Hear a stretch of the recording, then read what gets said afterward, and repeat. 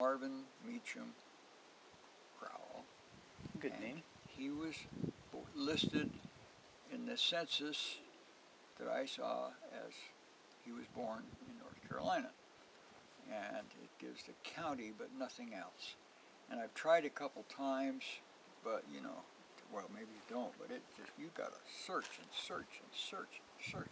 Finally, if you work hard enough, you'll find it. You know, It sounds like it'd be fun. You'll find Well, he's an done most of it obituary for for you. somebody or a marriage announcement or something like that. It's the old newspaper archives or something. You can find that kind of stuff if you work hard enough at it. He did it for a long, long time, and then we decided this cabin's sitting here, and we better do something with it before we die. So we've been. But anyway, Marvin Meacham went there, and we actually found the old house, which is nothing now, but a space about the size of this deck that's falling down. totally overgrown. It's just a bunch of old ramshackle wood now. I wanted to get it. Somebody's property, of course. Yeah, and we couldn't press Mom trespass. freaked she would. Oh, I would, of course. Because the people weren't in the house that people live in now. But and then Marvin's son, What Cyrus. year was that? What year was this? That I'm not so sure. I think It's all written down for you. I know. late but 1700s, I guess. Or maybe later. I'd have to, if I went back, Yeah, I think it was later. you know, because 1800. he was my It'll say on the dad's gravestones. Grandfather. great-grandfather.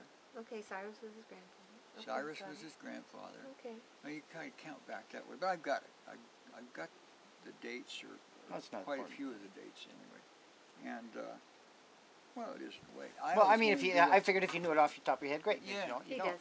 So probably if you I'd would. love to know what these guys did for a living. Mhm. You know, what their skills were, and if they served in the services and stuff like Right. that. You know, and I don't know any of that personal stuff, and I only know from family hand-me-down talk about my granddad leaving Tennessee when he was 15 years old, or maybe a little younger.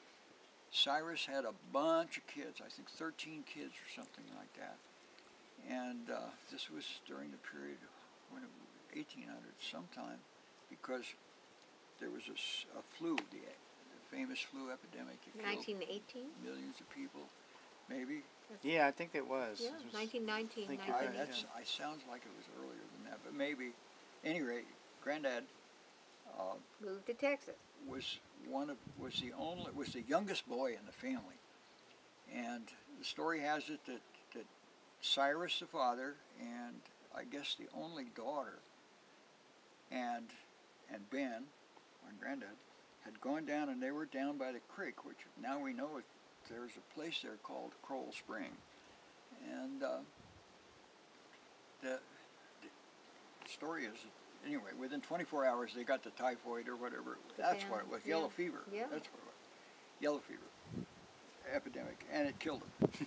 And so the remainder of the family was all basically my granddad's older sibling, brothers. And since the only daughter died, they made him the kitchen guy, because he was the youngest. So he And had to help the mother in the kitchen. He was doing girls' work all the time, and I guess especially, you know, in those days and those situations, that was really demeaning, and he didn't want to do that. So he left. He ran away.